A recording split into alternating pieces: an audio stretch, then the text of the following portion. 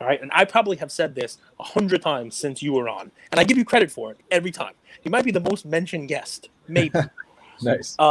Polarizing. I say this Yeah. to Andrew all the time because, you know, I have become a pretty polarizing figure in this podcast. People don't like some of the things I say. Usually it has to do with LeBron James. But one of the things we talked about, and I wasn't shitting on it, but it was like Keith Shore's artwork. Right? And you're like, I love it. I love it. You know, the Mariano, the Griffey, all these things, right? Yep.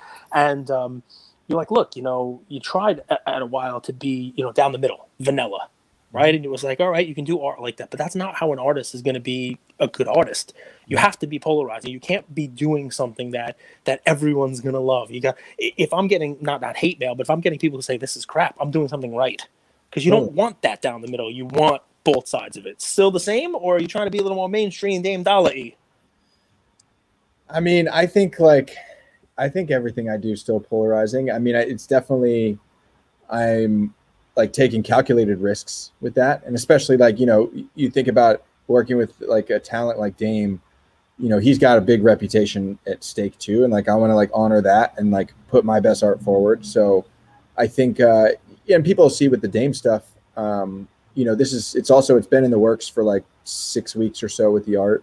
And one of the things that I was looking at is like what's possible with NFTs and what are some of the successful launches doing. And so, you know, I looked closely at what Mahomes did. And I think anybody that sees the Dame Lillard stuff on Monday will recognize like inspiration kind of taken from what they did, as well as some other projects.